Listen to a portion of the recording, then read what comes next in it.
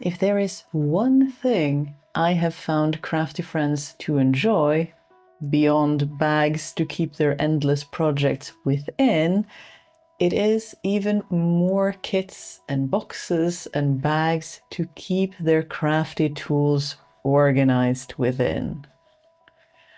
And today, I thought we would turn our focus over to the humble sewing kit. Easily kept within the size of our ubiquitous smartphones, decided largely by the length and breadth of a small pair of snips. Another thing I like about sewing kits is that, hello darling, being so modest in size, they are often quite easy to personalize to the recipient.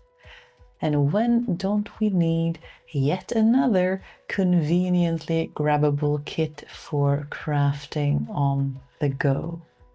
So I am back to my scrap fabric heap to look for something that will work well for these fun unicorn snips. For binding and details, I have cut this happy yellow fat quarter into bias binding. Spouse has started bringing home happy little surprise fabric bits, so we had better find fun ways to start incorporating them into projects. Also, because the recipient makes me think of warm, happy yellows for some reason, so I hope that you will like it as well.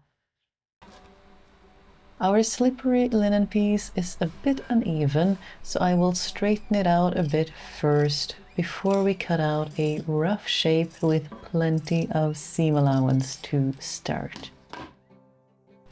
And then the same for our lining. And at last, a little piece of wool felt, both to protect our snips and to provide something to pin our needles upon. I am aiming for a mix of whimsy and convenient with this one, so some of all the inherited snap buttons I have may finally see some use. And we're already late. We're late to a very important date, so it is a good time to let our sewing machine Freya out to play.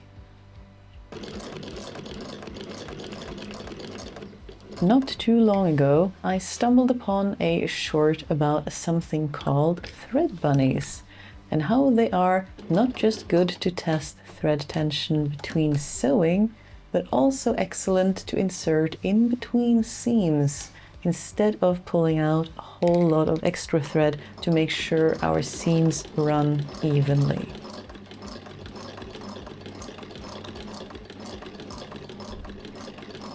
With our attachments secured, I am going to run a seam just to fasten our outer and lining fabric.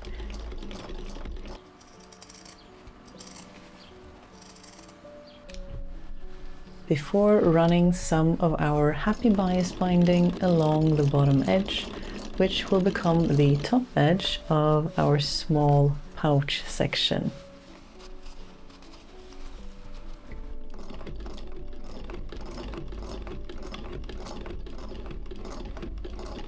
And then fold our pouch up and secure again, just to make things easier for ourselves.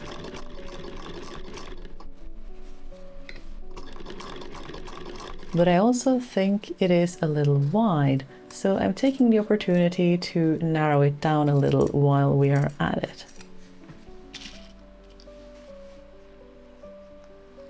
And then happy bias tape all the way around.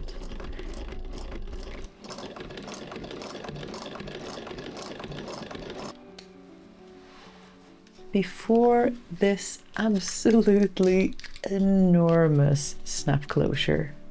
I didn't even realize snap closures came this big, so there will be no accidentally self-opening sewing kits in this vicinity.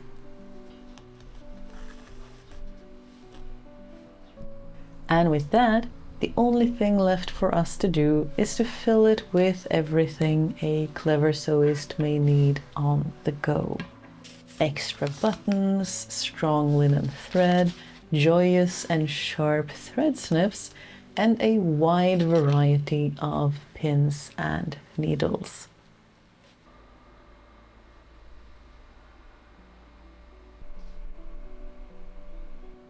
Now, all that is left to do is to run off so we are not too late for their celebrations. Thank you for watching. If you wish to support this or other projects like it in the future, the easiest way to do so is on Patreon or the decentralized pay what you can shop on my website. Links to both in the description. That's it for this time. Bye.